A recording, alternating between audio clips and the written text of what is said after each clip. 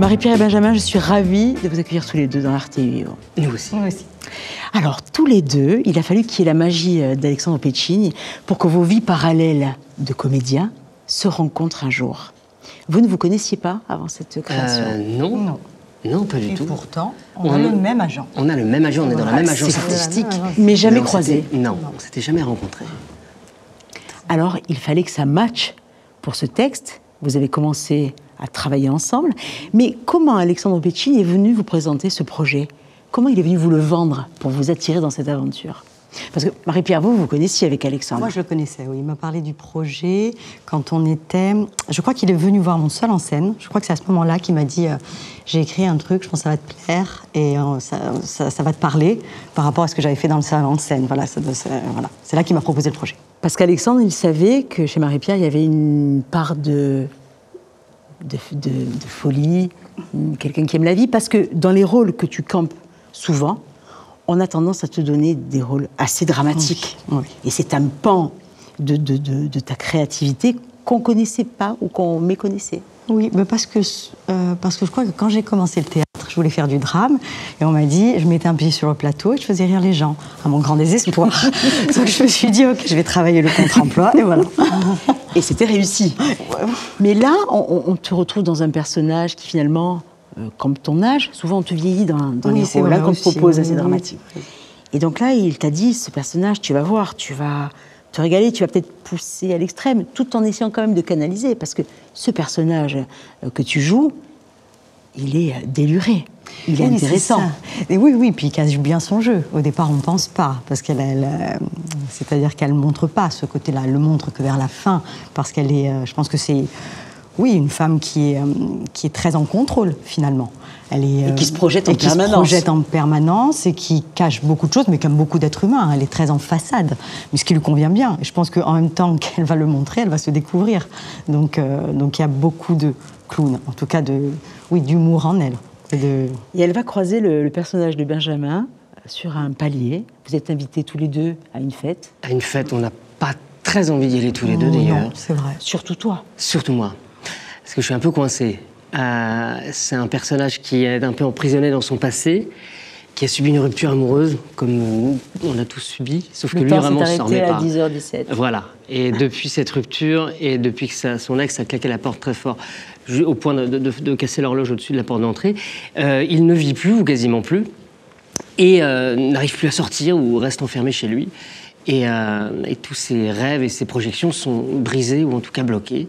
Et il se force quand même à sortir pour la première fois 1 an après cette rupture, et il rencontre cette femme qui est plus ou moins son extrême opposé, c'est un peu son antinomie, et du coup il va à la fois être fasciné par ce personnage à la fois comment dire, très libre, et pas que sexuellement, mais en tout cas qui s'affranchit de pas mal de codes et de mœurs qui sont encore persistants aujourd'hui, et il va être fasciné par cette figure et qui va du coup l'ouvrir à d'autres possibles, et ça va le charmer.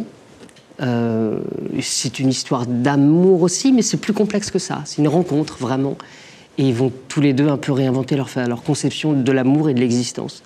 Et se livrer davantage petit à petit finalement. L'un l'autre. Bah oui, parce que c'est 2 solitudes qui n'ont pas vraiment envie d'être seules.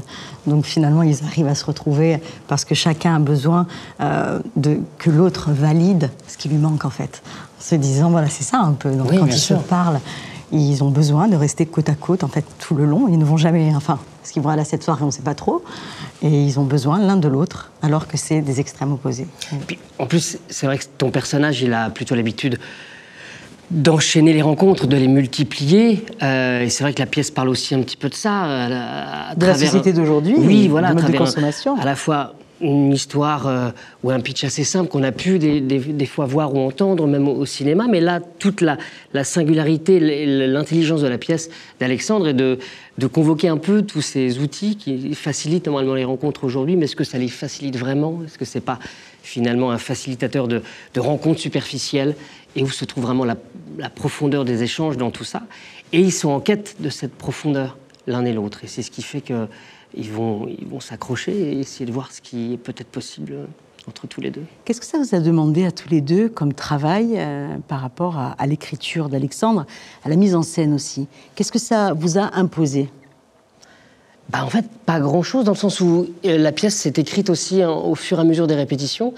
Donc... Il vous a intégré dans l'écriture, hein, Alexandre. Oui. Il a eu cette générosité aussi de voir vos réactions, de voir éventuellement ce qui pouvait matcher, modifier, une écriture en évolution. Oui, parce qu'on faisait des lectures en fin de journée d'écriture pour Alexandre, et donc il essayait de voir ce qui marchait, ce qui sonnait bien dans les bouches de l'un et de l'autre.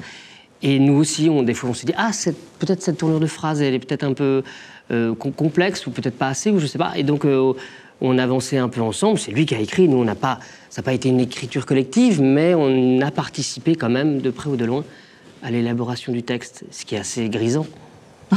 C'est assez séduisant. Oui. C'est une sorte de Tiamiris-Pondi. Alors, je vais l'expliquer à Benjamin, parce que Benjamin n'est pas d'origine corse. Non. Tiamiris-Pondi, un échange entre deux voix, qui complète quelque chose qui se construit petit à petit. Et est-ce que tu as mis des choses à toi, Benjamin, dans cette aventure? Est-ce que tu as mis du personnel, ou est-ce qu'au contraire, tu as tout construit? C'était quelque chose de vraiment une feuille blanche où tu t'es vraiment inspiré, ou tu as cherché des choses en toi, des déclics, du vécu, des choses que tu as vues chez les autres aussi? Après, c'est vrai que, comme peut-être tout le monde, mais c'est vrai que ce personnage un peu bloqué, moi je l'ai connu, j'ai été aussi comme ça à un moment. Bon, heureusement, il y a pas mal de temps, mais j'ai dû travailler pour me libérer de ces petites chaînes de timidité. C'est vrai que j'étais un garçon qui rougissait énormément quand j'étais petit, ça m'arrive encore de temps en temps de devenir rouge tomate. Et c'est vrai que ça me bloquait un peu, socialement parlant. C'est vrai que j'ai été à l'aise avec les filles assez tard quand même. Et c'est vrai que voilà, c'était assez facile de puiser dans ces souvenirs-là, de collège et de lycée surtout.